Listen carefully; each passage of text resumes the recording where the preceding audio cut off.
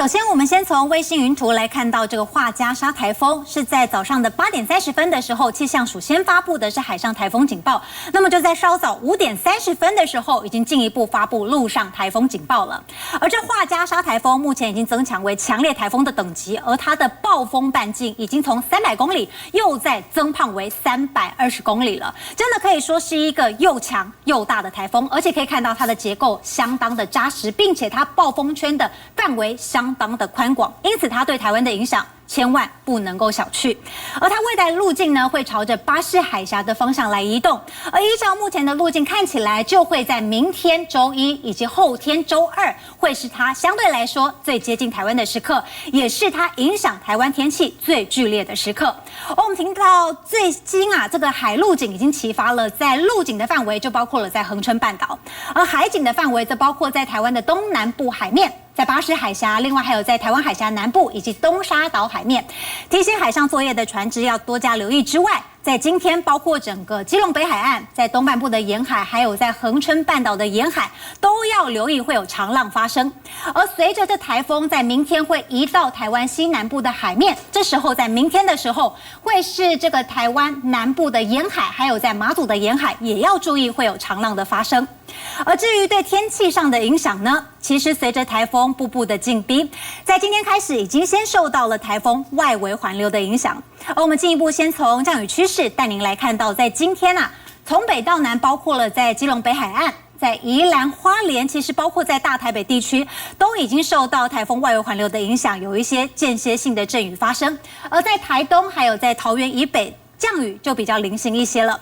而随着台风的接近，在周一、周二会是它最接近台湾的时刻，因此在周一、周二的这2天就要特别留意了。北从基隆北海岸到整个东半部地区，以及在恒春半岛，还有在各地的山区，都有可能会有大雨或者是局部豪雨的发生。而其中又以包括在花莲、在台东、在高屏山区，还有在宜兰山区，就要特别留意。这个降雨累积的速度会相当的快，很有可能会来到豪雨等级以上的降雨，所以千万是不能够轻忽的。而就其他地区呢，会受到这个台风的接近，受到它外围环流或者是环流的影响，就会有一些云系移入，因此也会有一些短暂阵雨的发生。台风什么时候才会远离呢？预估要到周3过后，台风才会进一步的远离。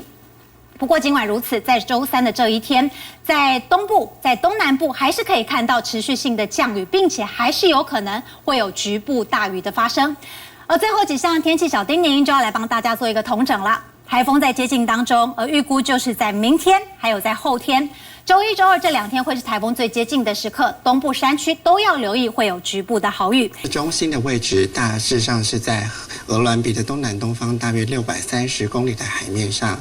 七级风的暴风半径是320公里，它正逐渐以每小时21公里的速度朝巴士海峡、朝台湾的方向做靠近哦。那稍早在2点的时候，本署以及台大还有汉翔的团队执行了飞机投落送的观测任务，因此我们对这个台风的结构有更进一步的认识哦。因此我们把七级风的暴风半径从300公里提升到320公里，10级风的暴风半径也从120公里提升到150公里哦。那目前海上的警戒区域的话，就是台湾的东南部海面、巴士海峡、东沙岛海面以及台湾海峡南部，而陆地上的警戒区域呢，就是恒春半岛。那我们接下来关心一下这个台风对于我们的影响哦。首先，我们先来关心海面上的部分。从海面上的观测资料，下午4点的资料，我们就可以看到，在东半边的浮标几乎都有观测到2米，接近3米左右的浪高，部分的浮标也开始出现长浪的现象哦。那从今天开始，其实基隆北海岸东半部地区以及恒春半岛就有可能会出现长浪的现象。到了明天，甚至明天的晚上，中南部的沿海、马祖、金门、澎湖也陆续都有可能会出现长浪的现象。到了明天一整天，我们可以看到24小时的波浪预测图，台湾附近的各沿海就容易会出现3米左右的浪高。那尤其是在近中心比较靠近台风中心的位置哦，东南部的海面甚至有可能会出现5到6米，甚至7米以上的浪高，提醒海面上作业的船只要特别的留意。接下来我们来关心风力的部分，气象署持续发布陆上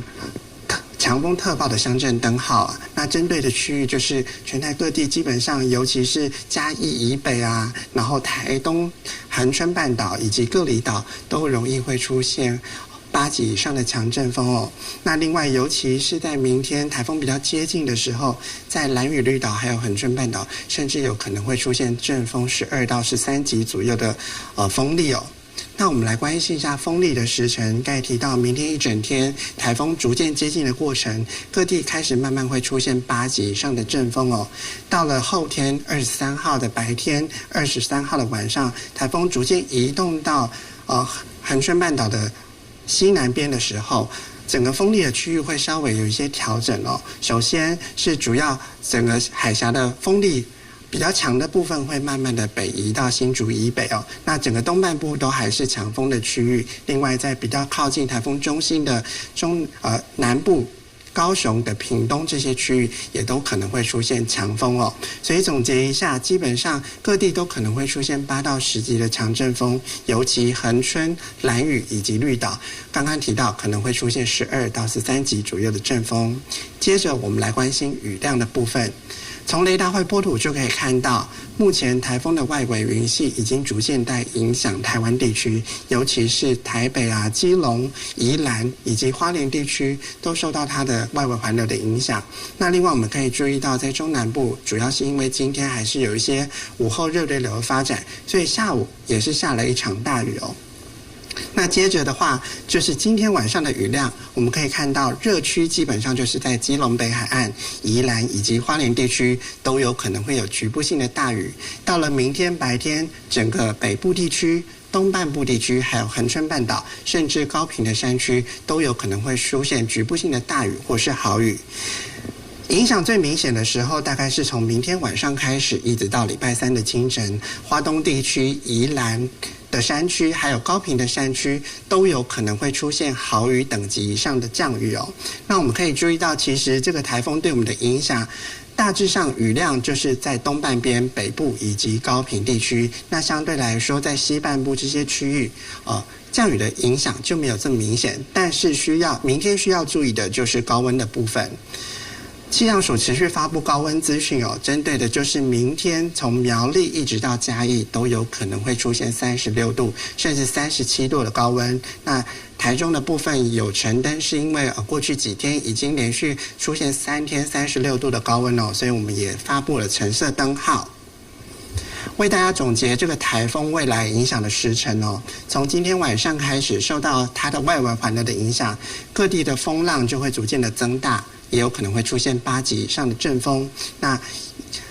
东北部以及花莲还有北部地区都有可能会出现局部性的大雨。那在明天白天，风雨逐渐的增强，东半部、北部以及恒春都有可能会出现大雨及豪雨哦。那沿海也会有8到9级以上的强阵风，也要注意长浪。那苗栗到嘉义则是要注意高温。那明天的晚上到星期3的清晨，风雨是最明显的时候，东半部以及高屏山区都要注意豪雨等级以上的降雨，各地的山区也会有大雨及豪雨，沿海8到10级的强风是不可避免的。另外也会有比较大的浪出现哦。那整体减缓要到星期3的白天之后，台风逐渐远离，东半部还有中南部可能还是会有一些降雨，尤其花东地区还有恒春半岛还是会有一些大雨或大雨的情形发生。那另外长浪的部分，在西南部沿海以及东半部的沿海还是要特别留意。总结一下，这个台风逐渐正在靠近，对我们的威胁越来越多，所以提醒大家要做好的防台的准备。出动大型吊车将渔船吊挂上岸，台东富冈渔港渔民不敢大意，一早就开始进行防台作业，因为画家沙来势汹汹，就怕船只在强风巨浪中损坏，影响到最重要的生财工具。我不要出海啊！哇，唔知，怎么一礼拜吧？干嘛啊？到一礼拜啊！眼看画家沙将挑战今年最强台，不止台东渔民粗绳绑船，各地都把握时间备战防台。尤其周一、周二台风对台威胁最大，暴风半径可能涵盖南台湾。专家点名这几个县市放台风假几率最高。明天下午开始，它的暴风圈就会碰触到台湾的陆地，台东、这个屏东跟高雄会进入暴风圈。根据气象署120小时台风暴风侵袭几率，以恒春最高达90%，其次是兰屿83%，高雄市也有64%，屏东也有一半风险。至于台南、台东也有40%。台风假判定重点除了暴风圈侵袭几率，若雨势有达标，宜花也可能宣布停班课。花东这边因为它那个是迎风面，可能会有出现大豪雨。那只要豪雨的状况，山区尤其是山区出现200毫米的雨量，那就会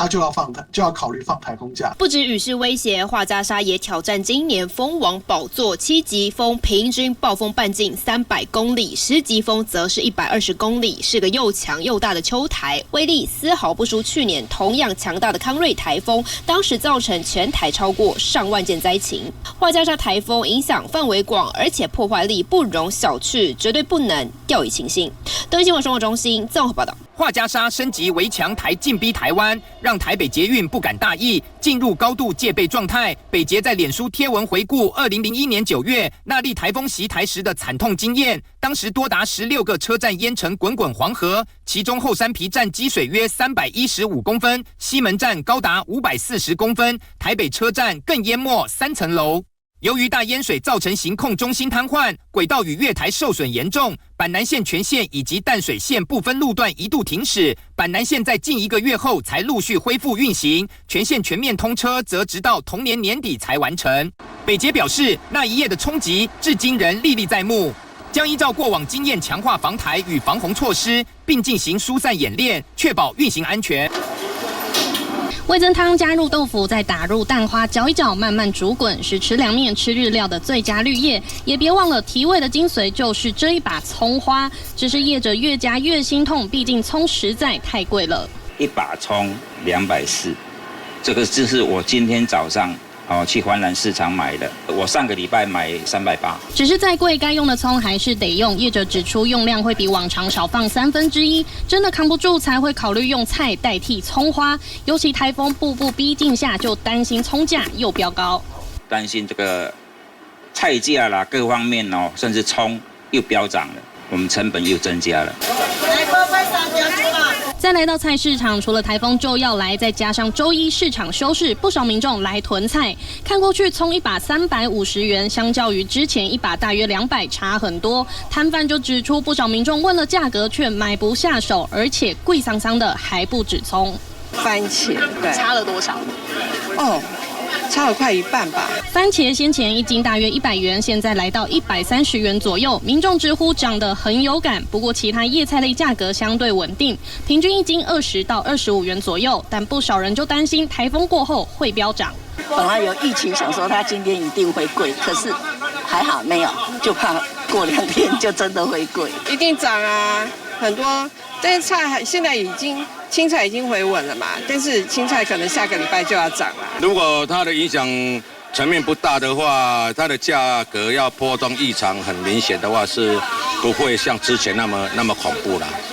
如果真的有，会小涨一点。除了价格居高不下的葱，恐怕短期无法下跌之外，近期好不容易回稳的菜价又遇上台风搅局，业者民众剉咧蛋，就希望台风影响不要太大。东森新闻蔡传庸、蔡永恩台北报道。